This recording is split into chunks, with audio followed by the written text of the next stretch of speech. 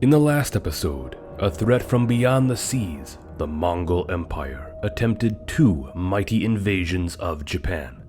Yet, despite their best efforts and overall numerical superiority, they failed time and time again against the determined forces of the Kamakura Bakufu. With Japan victorious, one might have expected a new era of strength and stability to begin. However, that was not to be the case, as the Mongol invasion had instead revealed cracks within the foundation of the shogunate, weaknesses that will embolden its rivals to mount a significant effort to bring it down. It is an age of upheaval, division, transformation, and one which will ultimately open the door to an even greater period of war in the centuries to come.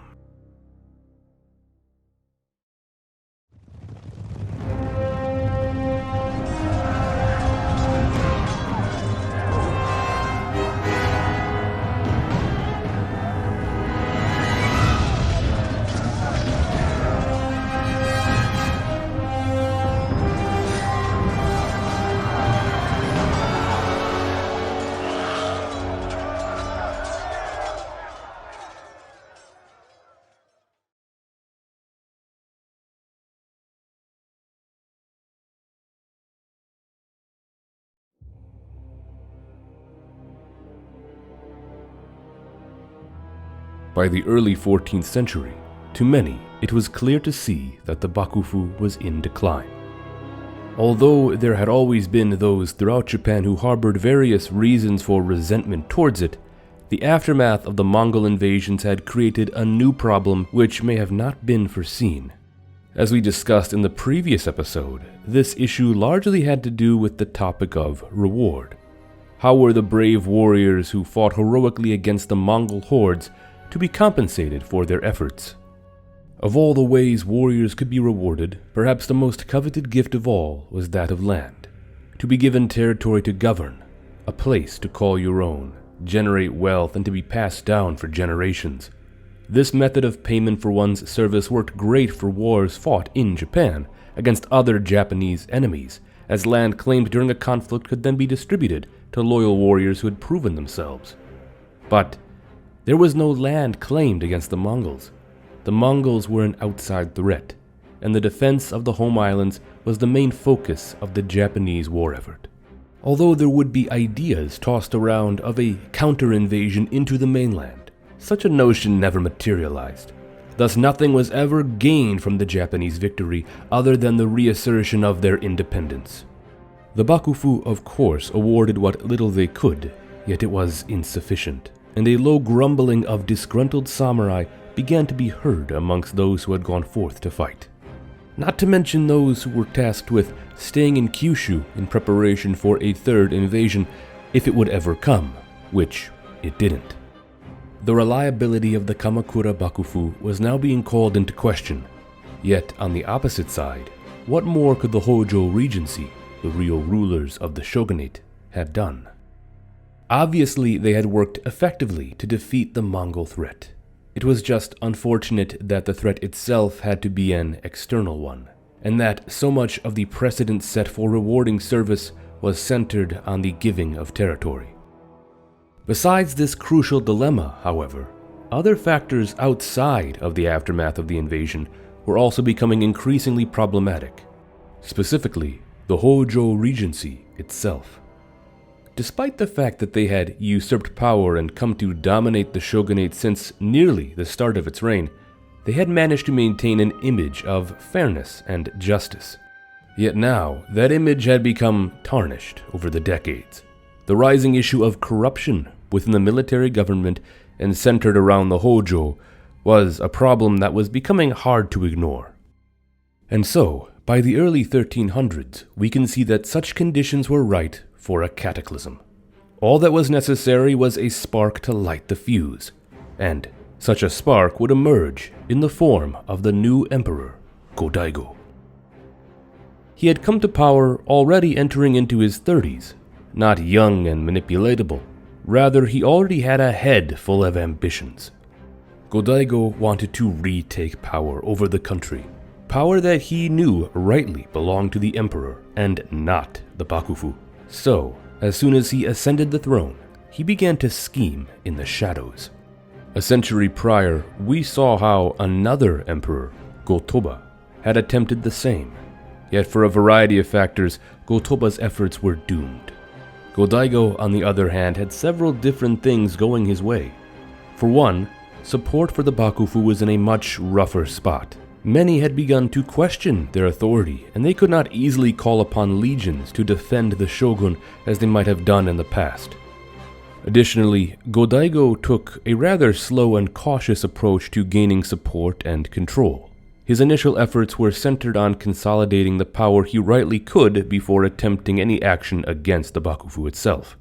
To this effect, he worked hard to dominate the court, and by 1321 persuaded his retired father, Go-Uda, to relinquish any power he had as a cloistered emperor. Through these actions, Go-Daigo quickly became the most powerful reigning emperor Japan had seen in perhaps over 100 years. Yet, his next course of action would be his most challenging, actually attacking the shogunate. At court, Go-Daigo began to encourage secretive anti-Bakufu groups, and by 1324, one such group was discovered, and its leader sent into exile by the Rokuhara Tandai, who, as we previously established, were Bakufu officials in Kyoto tasked with overseeing the imperial city and its politics. Surprisingly, Go-Daigo was not punished for this. In fact, his involvement with it might not have been revealed. But soon enough, his intentions would become far more plain to see. Over the next 7 years, Go-Daigo only became more and more active in the anti-Bakufu movement. He sought more allies with which to challenge the Bakufu's authority, and sought to gain the backing of powerful warriors and Buddhist temples of the central provinces. And while he was successful for a time, eventually his scheme would come to light when he was betrayed by one of his own advisors, the court minister Yoshida Sadafusa. Sadafusa informed the shogunate of Go-Daigo's plot, and thus he was forced to flee Kyoto. For a time he hid on Mount Kasagi, before being discovered by the Rokuhara Tandai, who sent a military force to apprehend him. Eventually, he would attempt an escape but would be caught and later exiled. He was sent to Oki Island, where a century prior Go-Toba had once been exiled. Yet while Go-Toba would live out the remaining days of his life there, Go-Daigo was determined not to do the same. This entire course of events is usually referred to as the Genko incident, which then leads straight into the Genko War itself. Because the situation back in Honshu was only just heating up, it was here Go-Daigo's allies continued to muster support against the Bakufu, and more specifically, the Hojo Regency. Go-Daigo's son, Prince Morinaga, was instrumental in this effort, rallying those to his father's cause. Throughout the central provinces, the flames of rebellion were on the rise, as warriors began openly opposing the Bakufu and attacking them. One of the most notable of these figures was that of a warrior leader from Kawachi, Kusanoki Masashige, who began using guerrilla warfare-like tactics to harass Bakufu forces. By 1333, the situation was getting out of control for the Rokuhara Tandai, and Go-Daigo would soon enough escape from Oki and return to Honshu, where he was to be sheltered by loyalists. Thus, the Bakufu finally dispatched their own army from the east to march west in aims of crushing any resistance and restoring stability. The army was led by none other than the head of the Ashikaga family, Ashikaga Takauji. Rokuhara officials must have felt such a great sense of ease when they believed that he had arrived to salvage the situation. However, their joy must have soon turned to terror when Takauji, instead of aiding them as intended, turned his forces on them, annihilating the Rokuhara Tandai. Takauji, either through devotion to the emperor, dissatisfaction with the Bakufu, or perhaps even his own ambition, threw up the banner of Go-Daigo and joined the loyalists. Had this been an isolated incident, the Bakufu might still have stood a chance. Yet around the same time, Nita Yoshisada, head of another prominent branch of the Minamoto family, also rebelled in the east. Leading an army of his own, he attacked Kamakura itself. With so many warriors now in opposition to them, there was little that could be done to defend the seat of the shogunate. The Kamakura Bakufu would be destroyed, and the Hojo Regency with it, as many of its leading members would choose to end their own lives in defeat. Thus, the Kamakura period, which had lasted for nearly 150 years, came to a violent end. With the shogunate no more, all power returned back to Go-Daigo, who triumphantly marched into Kyoto, ousting the Emperor Kogon, who had temporarily taken his place. Go-Daigo proclaimed a new age of imperial rule, and so began the brief period of the Kenmu Restoration. Now, it is interesting to examine the reign of Go-Daigo, and perhaps more so to ponder upon his own character. As we know, his Kenmu Restoration was not long-lasting, but one that instead came crashing down. We discussed how he long sought to retake power and to tear down the military government, but then after accomplishing such goals, what would his rule have resembled? For hundreds of years now, the emperor and the court had either been dominated by warrior leaders or by Fujiwara statesmen. Instead, Go-Daigo sought to return to a distant time when the emperor himself held absolute power. But then, what was to be done about the status quo which had been established by the Bakufu? How were the victorious warriors to be rewarded?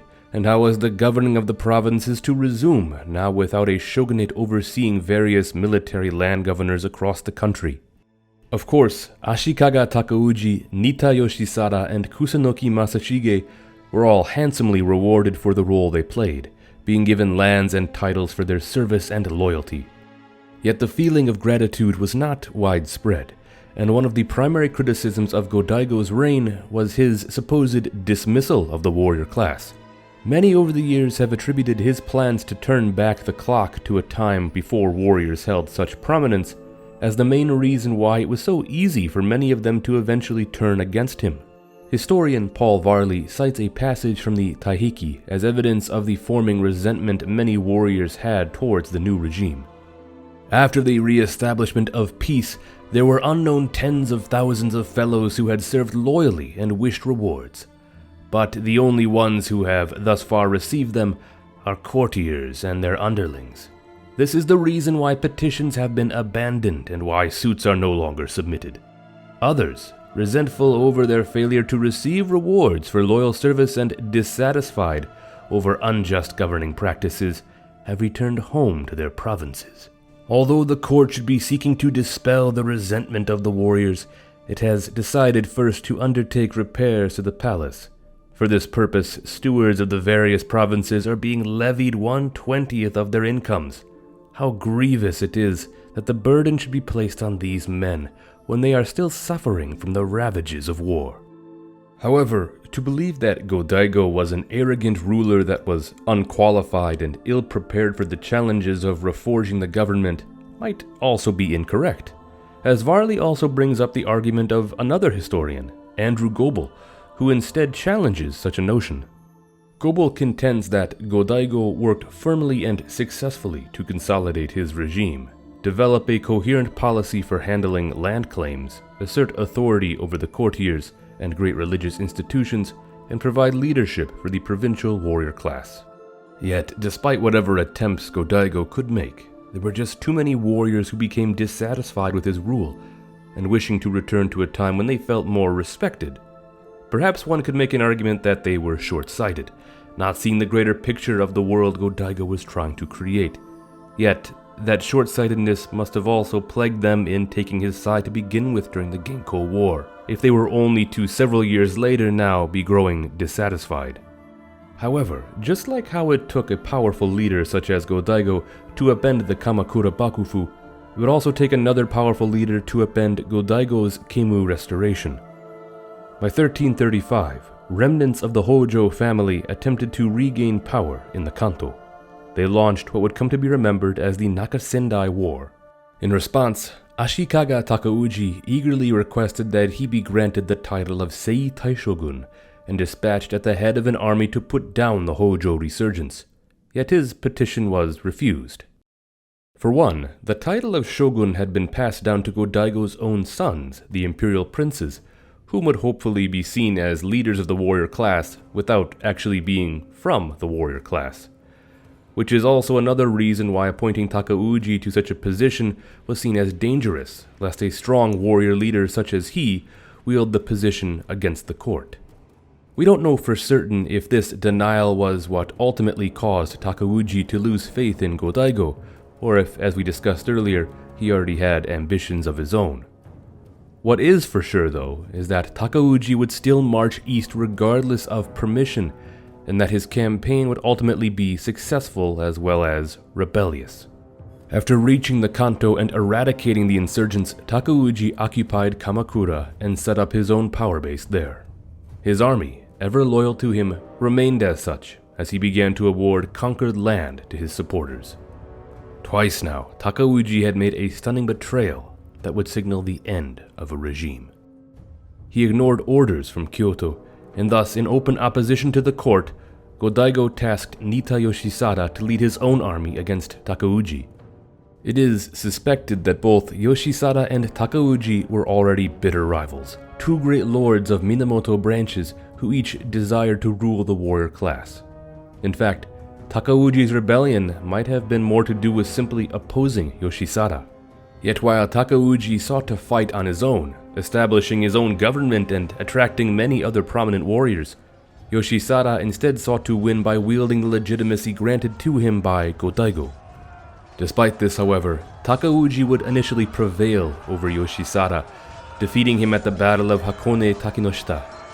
In victory, and with more warriors rallying to his side, Takauji pursued Yoshisada's retreating forces back towards Kyoto, where by early 1336 he would enter the imperial city, causing Go-Daigo to flee to Mount Hiei. Despite his success, Takauji, however, would not be able to maintain his position for long, and would soon after be counterattacked by loyalist forces. Both Nita Yoshisada, Kusunoki Masashige, and Kitabatake Akiie, who had come from Oshu, overwhelmed the Ashikaga army and pushed Takauji out of the capital. Caught now in a desperate war against the loyalists throughout the central region and drained of his earlier momentum, Takauji could not afford to maintain his efforts there. Unfortunately for him, he was not able to turn back east either, as the Kitabatake had also seized Kamakura during their march down from the north. Thus, he made the decision to retreat the complete opposite direction and boarded a ship bound for Kyushu in hopes of rallying more forces there. Now, some stories say that around this time, Kusunoki Masashige might have actually suggested to Go-Daigo that they arrest and execute Yoshisada as a means of making peace with Takauji. This displays that Masashige may have been aware that Takauji's rebellion might have had more to do with his rivalry with Yoshisada and less to do with actually opposing Go-Daigo. And although it sounds absolutely wild given their recent victory against Takauji, Masashige's logic might have been pretty sound given the fact that Takauji was a far more popular leader than Yoshisada, and that the war against him was likely to still be a difficult one.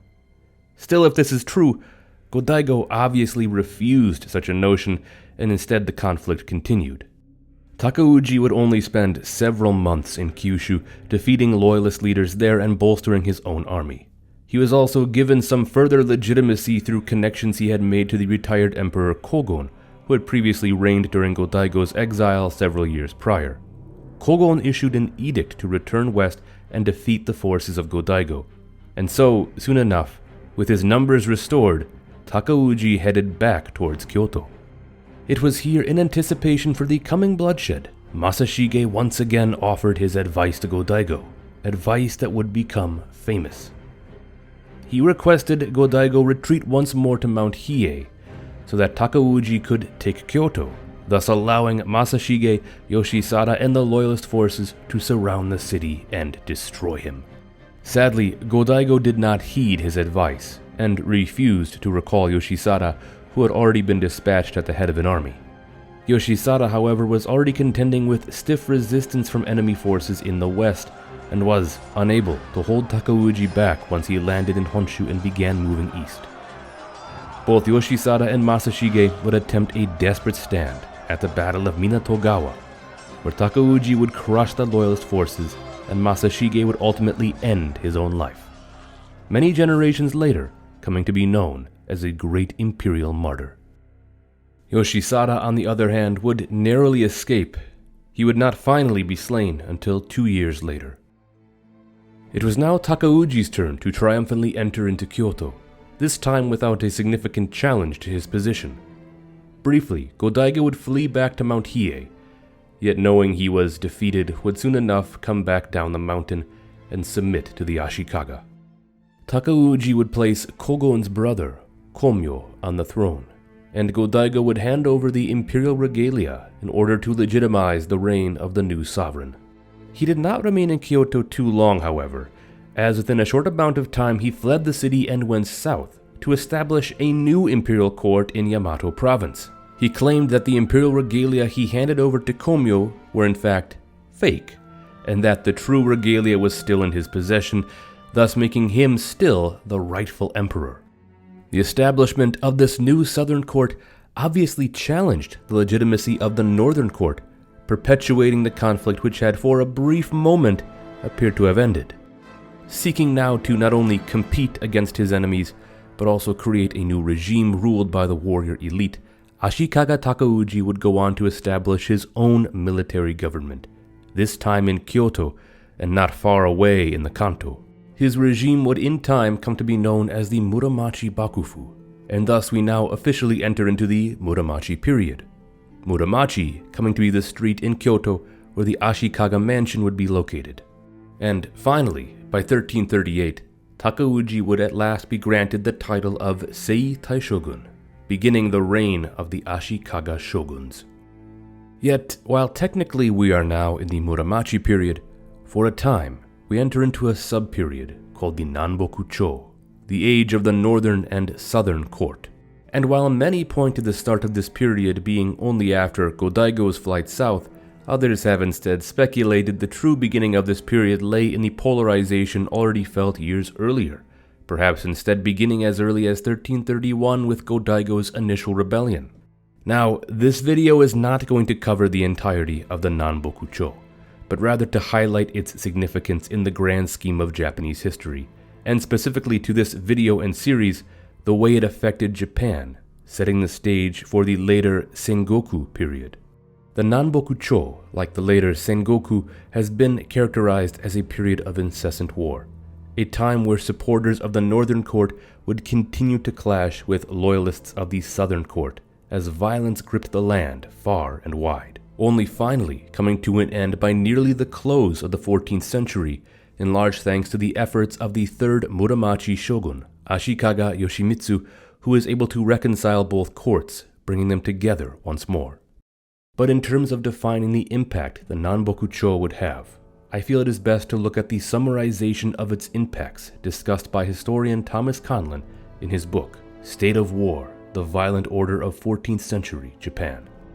The very fact that the war continued for approximately 60 years during the 14th century necessitated a reordering of state and society, much as did the 5 years of war during the 1180s. But although the older, shorter conflict has received exhaustive attention, the latter wars proved more significant because they ensured that state power would devolve to the provinces, and that violence would become a legitimate means of asserting judicial claims. A further innovation, less immediately obvious, was a new basis for determining social status.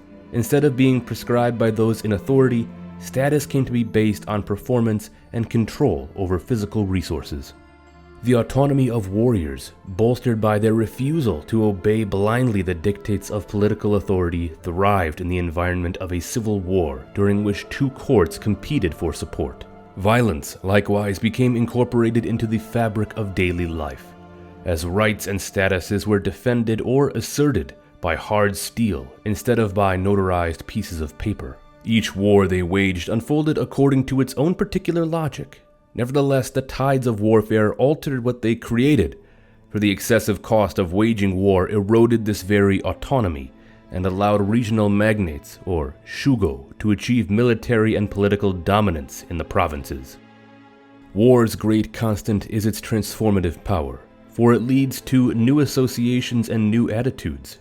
Little was external to this war, and little was untouched by its powerful forces. 14th century warfare transcended all contemporary boundaries and subverted political, intellectual, and social norms. Furthermore, the process of its unfolding ensured that violence would remain woven into the fabric of daily life for centuries to come. In sum, rather than being an eddy of the sea of change, warfare was perhaps the tide, or the very ocean itself. It is doubtful that Emperor Go-Daigo foresaw these consequences when he embarked upon his fateful uprising in the autumn of 1331. The world was changing, and the instability caused by the Nanboku-cho would ultimately lead to new social norms, perpetual and normalized violence, and the transfer of power to warriors in the provinces.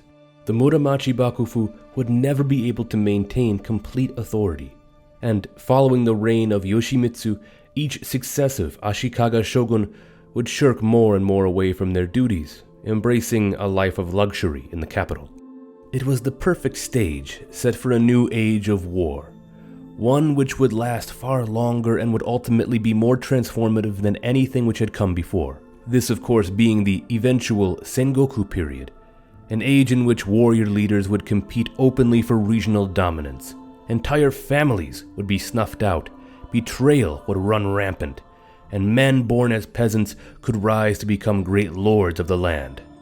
It would take roughly 150 years and 3 successive great unifiers to piece Japan back together, yet by then it would never be the same. But this is the story of my main series. I hope you enjoyed this updated, much improved version of my Setting the Stage series. It was truly a joy to revisit these periods more thoroughly, diving deeper into the history and reading more work done about these topics. I certainly learned a lot more in the process, and I hope you did as well. In the weeks to come, I imagine I might come back to do a full series recap, like I originally did for the first series. I hope to see you again there. But for now, thank you so much for watching, and don't forget to like, subscribe, and ring that notification bell if you enjoyed this video and found it to be most informative.